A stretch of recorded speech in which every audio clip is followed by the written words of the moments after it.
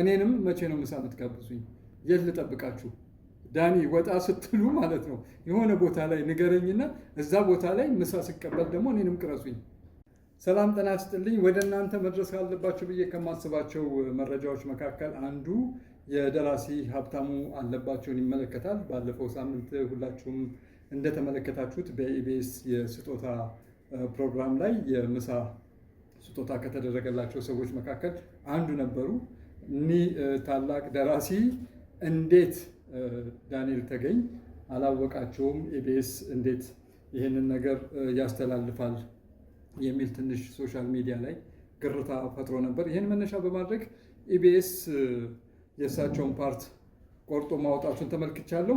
በሌላ በኩል ግን ዛሬ መናገር የምፈልገው ዋነኛው ጉዳይ ኢቢኤስ ቴሌቪዥን ላይ ያለው ስጦታ የሚለው ይሄ ማዕድ ማጋራት ወይም ደግሞ ምሳን የማጋራት የምሳ ስጦታ የሚለው ፕሮግራም እንግዲህ ወደኋላ ሄጄ የዛሬ 6 ወር ያለውን ጭምር ነገር ተመልክቻለሁ። በምስሉ ላይ እንደምትመለከቱት ፕሮግራሙ አንደኛ ኢቢኤስ ራሱን ከማህበረሰቡ ጋር አቀላቅሎ ህይወት የዘራበት ፕሮግራም ነው። በሌላ በኩል ደግሞ አጋጣሚ ያለንበት ሰፈር ያሉ ሰዎች ናቸው የሚወስኑት። ለምሳሌ የሆነ ድክም ያለ ሰፈር ከሄዳችሁ በአብዛኛው ድክም ያለ የህብረተሰብ ክፍል ታገኛላችሁ። ቦሌ አካባቢ ከሄዳችሁ እንደዛው የተለያየ የህብረተሰብ ክፍል ነው የምታገኙት። እና ዳንኤል ይህንን ፕሮግራም በሚያደርግበት ሰዓት ደራሲ ሀብታሙ አለባቸውን አግኝቷል። እንደ ማንኛውም ሰው ያንን ማር ተካፍሏል። እኔ ይህን ፕሮግራም ስለማውቀው እኔንም ቢያጋጥመኝ ኖሮ ዌልካም ብዬ ነበር የምቀበለው። ምክንያቱም ከ6 ወር በፊት እንግዲህ ታውቁታላችሁ ቤጃይና ራሽን እንደዚሁ ይሄ የበርገር ስጦታ ተበርክቶለታል። እሱ ፕሮግራሙን ስለሚያውቀው ነቄ ስለሆነ ምንድነው በወቅቱ ያለው በትክክል ልክ ይሄው ተብሎ ሲሰጠው እኔ አሁን ምሳ በልቻለሁ ለሌላ ሰው እንድሰጥ ግን ይፈቀድልኝ ነው ያለው። እና አሁን ይሄ ሰውዬ ቤጃይና ራሽ ተቸግሮ ነው። ቤጃይና ራሽ በነገራችን ላይ የ3.5 ሚሊዮን ቺፕስ ጋር ይሄ እርጥብ የምትሰራ ልጅ ሰላማዊት የምትባል ጓደኛችን አለች። ለእሷ የ3.5 ሚሊዮን ብር መኪና ነው የሰጣት ያዘጋጀላት።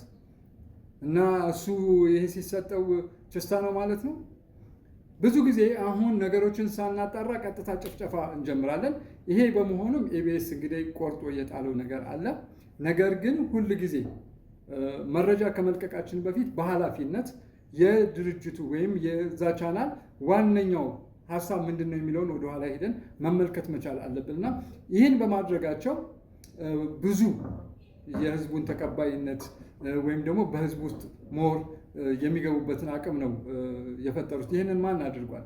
ስለዚህ የጀመሩት ነገር መልካም ነገር ነው፣ ጥሩ ነገር ነው። አሁን ዳኒ በምንድን ነው እኔም ራሴ እኮ ልሸወድ እችል ነበረ። ምክንያቱም ደራሲ ሀብታሙ አለባቸው ገጽታቸው እዚህ ጋር ተቀይሯል። ሁልጊዜ ከምናውቀው ገጽታ ትንሽ የተለየ ነገር ነው። ዳንኤልም ሊያምታታ ይችላል። እኔ አሁን ጋዜጠኛ ተብዬ ያነባል ተብዬ ግን ሁሉንም መጽሐፍን ያንብቤ አልጨረስኩኝም። ወይም ደግሞ ሁሉንም ደራሲዎች አውቃቸዋለሁ ማለት አይደለም። በዚህ ልክ ነው ነገሮችን አንደርስታንድ ማድረግ መቻል ያለባችሁና ኢቢኤሶች በርቱ ማለት እንችላለን። ይሄ እኮ አሪፍ ነገር ነው፣ መልካም ነገር ነው። ስለዚህ ይሄንን ላካፍላችሁ ብዬ ነው፣ ሼር ላድርጋችሁ ብዬ ነው። እና ወደ እኛ ደግሞ ሶሻል ሚዲያ ላይ ወዳለነው ሰዎች ደግሞ ስንመጣ ነገሮችን በኃላፊነት መስራት አለብን የሚል እምነት አለኝ። እናንተ ምን ትላላችሁ? ይህን ላካፍላችሁ ብዬ ነው። ስለተከታተላችሁኝ እጅግ አድርጌ አመሰግናለሁ።